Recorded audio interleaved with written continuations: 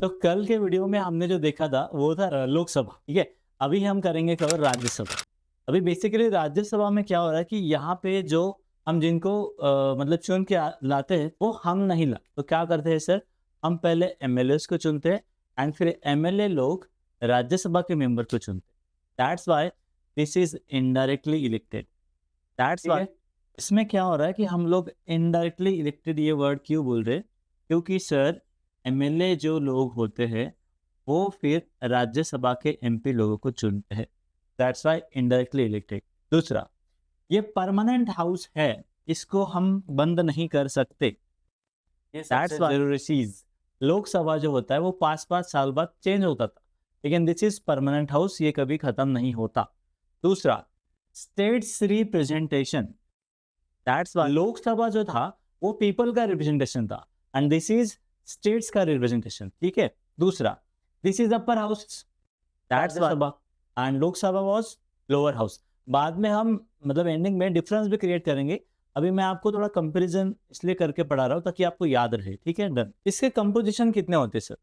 Composition basically बोले तो कितने मेंबर होते हैं, तो टोटल मेंबर्स होते हैं 250 में 238 जो है ये सारे स्टेट से लाएंगे हम, मतलब depends on the population, Maharashtra UP जैसा जो जो जिसकी पॉपुलेशन है, ऑन दैट बेसिस हम इनको चुनेंगे, ठीक है। अब ये जो 12 लोग हैं सर, जैसे कि ऑनरेबल सचिन तेंदुलकर हो या फिर कोई बड़ा आर्टिस्ट हो, तो इनको ऑन द बेसिस ऑफ सेसा, सेसा मतलब एक होता है sports, that's for education, that's why S मतलब social service, that's why A for art. अभी सर ये एस फॉर क्या हो गया, 1 2 3 4 5, ठीक है। Sports, education, social service and art. एक एस फिर भी बाकी है, वो क्या रहेगा ये आप मुझे बताओ, ठीक है। ये आपके लिए मैं एक छोड़ता हूँ। दैट्स वाई इन बेसिस पे जो भी लोग हैं इनको कौन चुनता है सर? प्रेसिडेंट। दैट्स वाई ये नॉमिनेटेड होते हैं और ये इलेक्टेड होते हैं बट इनडायरेक्टली, ठीक है, याद रखना।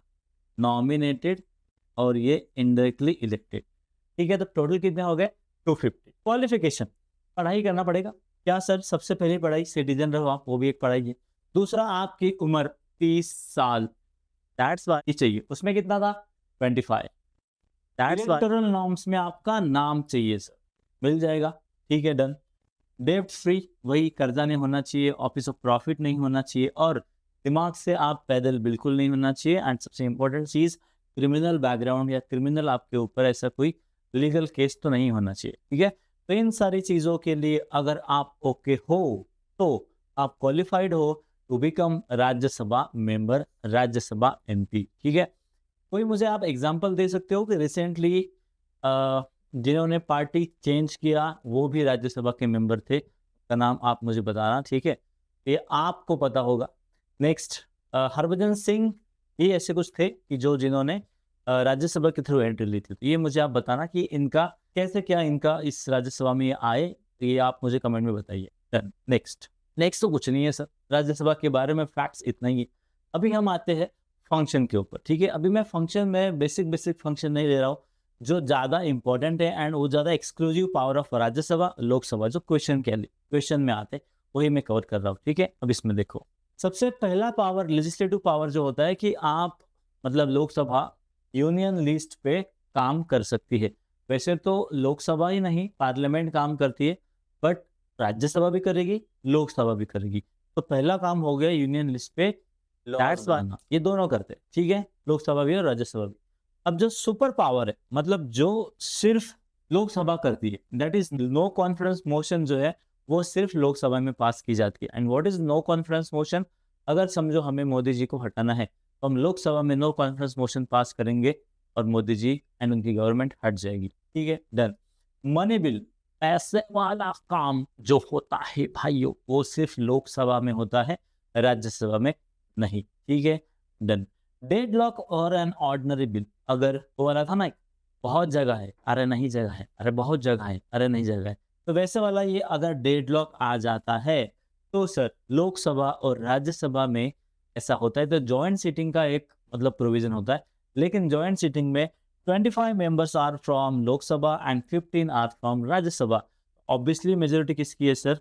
लोकसभा की, तो जीतेगा कौन? लोकसभा। ठीक है, तो ये कुछ एक्सक्लूसिव काम है जो लोकसभा करती है। डन। अभी सर राज्यसभा भी कम नहीं है भाई साहब, जो स्टेट लिस्ट पे कुछ चीजें हैं जिनके ऊपर हम कायदा बना सकते हैं, लॉज बना सकते हैं, अगर रिजोल्यूशन पास हो गया 2/3 ऑफ मेजोरिटी से, तो इस स्टेट लिस्ट पे जो मतलब वैसे तो स्टेट लिस्ट पे स्टेट बनाएगा, लेकिन अगर राज्यसभा ने रेजोल्यूशन पास कर दिया तो पार्लियामेंट लॉ बना सकती है। Next, knew all India services, मतलब कैसा सर? IAS, IPS, IRS, ऐसा कुछ और करना है। समझो मुझे ISS करना है, इंडियन स्पोर्ट सर्विस करना है, ठीक है, तो मुझे राज्यसभा की हेल्प लेना पड़ेगा। राज्यसभा रिजोल्यूशन पास करेगी एंड बताएगी कि अभी आज से न्यू ऑल इंडिया सर्विसेज कर दो। तो ये जो चीज है ये कौन करता है?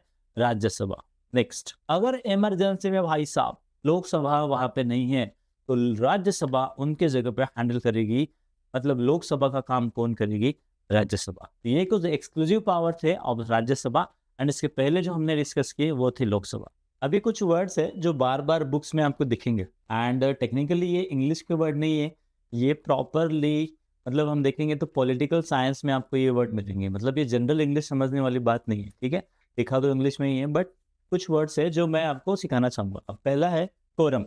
अब कोरम का मतलब होता है यहाँ पे कि एक मिनिमम अटेंडेंस यहाँ पे हमें होना चाहिए। मतलब हम बोलते हैं ना कभी कभी क्लास में कि अगर 5 बच्चे आ गए, या फिर यूट्यूब वाले लोग कि मुझे 1K सब्सक्राइबर दे दो या फॉलोअर दे दो, लाइक करो तो मैं ये करूँगा वो करूँगा, तो मिनिमम कंडीशन टू अटेंड, या ये जो है मिनिमम हम बोल सकते हैं कि वहाँ पे एनरोलमेंट, तो अगर 10% अटेंडेंस कभी है, समझो लाइक 550 में से 55 मेंबर है, तो उतना होना चाहिए for the functioning, so that word is quorum. ठीक है, यहाँ पे हम बोल सकते हैं अटेंडेंस, डन, या फिर प्रेजेंटिंग। दूसरा है मोशन। अब ये मोशन मतलब ये ऐसा एक प्रोसेस है कि जिसके थ्रू हम कुछ इम्पोर्टेंट टॉपिक को, इम्पोर्टेंट मुद्दे को हम गवर्नमेंट के नज़र में ला सकते हैं। जैसे भी जंतर मंतर पे जो चल रहा है सिस्टम, तो उसमें क्या हुआ कि वो कोई मोशन नहीं है, वो प्रोटेस्ट है। मोशन ही हमेशा पार्लियामेंट में किया जाएगा इन समथिंग रिटर्न, या फिर एक प्रोसेस होती है। तो इसमें एग्जाम्पल के तौर पे हम देखेंगे तो एक एडजर्नमेंट मोशन होता है, that's no conference. No conference मतलब खत्म, टाटा बाय बाय। लेकिन जो एडजर्नमेंट मोशन है, इससे चीज़ें रुक जाती है, प्रोसीडिंग कैंसिल हो जाएगी, या फिर वो सेशन खत्म हो जाएगा, पूरी गवर्नमेंट कैंसिल नहीं होगी। नो कॉन्फिडेंस से गवर्नमेंट खत्म हो जाएगी, सो दैट इज मोशन। ठीक है, दैट्स वाई ऐसा कोई नहीं कि जो बात करेगा। Speaker is the basically word used for the chairman of Lok Sabha. ठीक है, तो दैट वर्ड इज स्पीकर। लिख लेता हूँ यहाँ पे, दैट्स वाई किसका चेयरमैन सर? लोकसभा। अभी कौन है चेयरमैन सर? ओम बिरला जी। ठीक है, डन। सेशंस, अब साल में कितनी बार मिलेंगे सर? मतलब बरसात में मिलेंगे सर, जिसको हम मानसून बोलते हैं। फिर दूसरा होता है कि मतलब मैं अगर कभी आपको मराठी में बताऊँ, उन्हाळी, हिवाळी, पावसाळी, तो दैट इज समर वाला एक होता है, फिर एक विंटर वाला एक होता है, ठीक है, एंड क्या बचा? मानसून वाला। तो ये 3 चीज़ें सेशन होते हैं, मतलब इतना हमने मिलना चाहिए। अभी जैसा सेशन चल रहा है, ठीक है, that is monsoon session. Ordinance, that's why मतलब ना ये इमरजेंसी एक पावर है कि जो प्रेसिडेंट यूज करते हैं फॉर पासिंग एनी बिल, जब कोई सेशन चल रहा हो, so that is called ordinance. ठीक है, तो जिसके वजह से हम बिल ला सकते हैं। बाद में जब भी सेशन में आएगा तो उसके कुछ दिनों, एक पर्टिकुलर डे लिमिट, मतलब डेज की लिमिट होती है, उसमें वो पास करना होता है, so that power is called ordinance. That's why impeachment. अब हम बोलते हैं कि भाई तू छोड़ के चले जा, तो दैट छोड़ के चले जा इज सिंपली कॉइंड, वो जो वर्ड है दैट इज इम्पीचमेंट, कि हमें अगर किसी को निकालना है, ठीक है, रिमूव करना है, so that removal process is called impeachment in terms of polity. ठीक है, चलो अभी ये एक है एंटी डिफेक्शन। अभी समझो हमने कुछ मस्ती की, like as a MP, that's nominated MP हूँ, मैं किसी पार्टी में जा रहा हूँ, मैं समझो किसी एक्स पार्टी का हूँ, मैं वाई पार्टी को सपोर्ट कर रहा हूँ, तो ऐसे कुछ अगेंस्ट द पार्टी हमने कुछ करने की कोशिश की, तो दैट उसको रिमूवल की प्रोसेस को जो लॉ बना है, and that law is anti defection law.